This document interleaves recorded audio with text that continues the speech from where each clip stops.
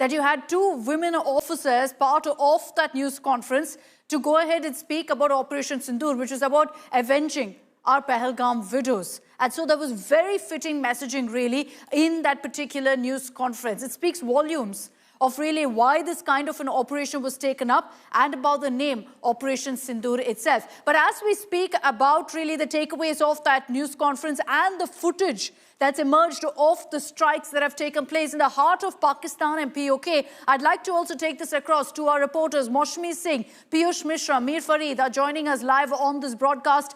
As we speak right now, Piyush, there is a cabinet meet, we understand, that's taking place at the Prime Minister's residence. So a lot of developments right now and dialogue happening within the government in New Delhi.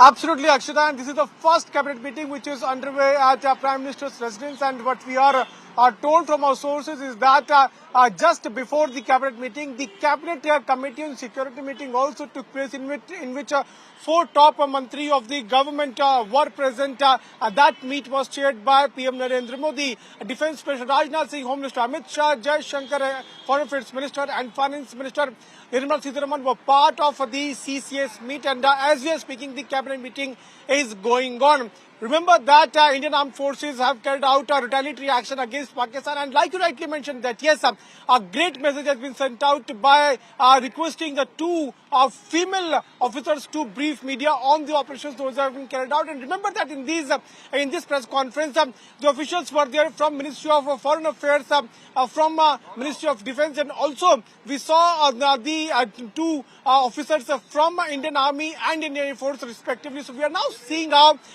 the terror attacks which have been carried out is a message that yes, we will not let terror to go unpunished, and no retaliatory action against civilians have been taken. No military establishments have been targeted. Only a group of buildings or a particular building has been targeted to wipe out the terror camps where these Pak-sponsored a couple of takeaways really from that conference. You've got footage now that's emerged of some of these strikes captured by drones that have gone right in and shows the exact point where, in fact, the missile drops and you have the explosion taking place. Those are the terror camps. So there's footage of each of these strikes that's been released. Secondly, we now know the exact sequence of exactly when this operation happened. It lasted just for about 25 minutes, which is why repeatedly we've called this a precision strike. That the mission was very clear. Target these 9 terror hideouts, these terror hubs, go ahead and fire at them. So it was completely planned to the T. Operation Sindoor has been a success. From 1:05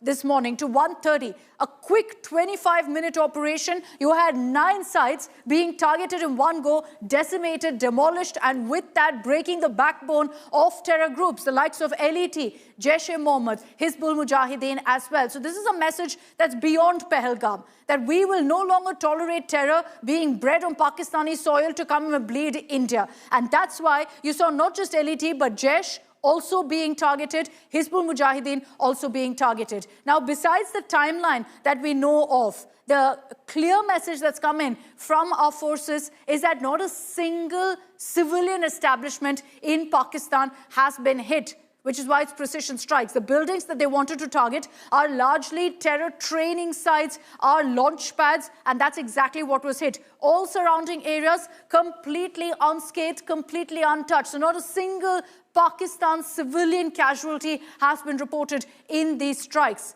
Drones have been used, missiles have been used, and those details also have been given to some extent because these are still sensitive in nature. And as Vikram Misri, the Foreign Secretary, said, this is still an ongoing operation. And that's why it's very sensitive in nature. The information that they can give, they have handed over, including the most incriminating of it all, the evidence of videos captured by drones that shows the exact moment of, in fact, that explosion taking place. Let me bring in Maushmi Singh also, who's been getting us the latest updates on that news briefing also that took place. Maushmi, the messaging involved in that conference is something everyone's talking about. The fact that you had a name like Operation Sindoor, which sources tell us the Prime Minister had handpicked because he believed that this was about avenging the Pahalgam attack, avenging the widows of Pahalgam. And then to ensure that you have 2 women officers leading from the front, messaging and ensuring that they are the ones who describe all of the footage that emerges of each of these strikes. Very telling, really,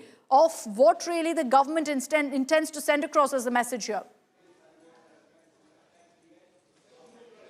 Absolutely, Akshata. You know, it was a rock-solid, consolidated press briefing, and clearly, you know, outlining that the action taken by India was non-escalatory, very measured and calculated. These 3 words actually stuck out, and you had the Foreign Secretary who laid an overall brief of Operation Sindoor, starting with the fact that almost 600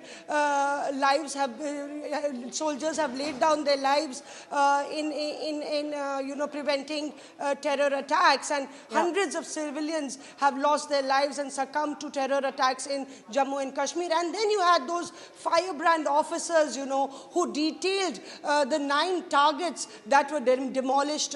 Interestingly, you know, it also spoke, it was a message to the international community at large that here was a world leader who showed the patience, the precision and the perfection to carry out these attacks. It was watching Pakistan very closely. You know, the Foreign Secretary said that for the past fortnight, Pakistan has been leveling counter allegations instead of taking actions. It spoke about how in the UN Security Council, it didn't want TRF to be named, and that actually spoke about Pakistan's intention of having havens of terror in not only POK but also inside Pakistan. And then, you know, those 2 officers, Colonel Sophia Qureshi and Wing Commander Vyomika Singh, they were absolutely spectacular.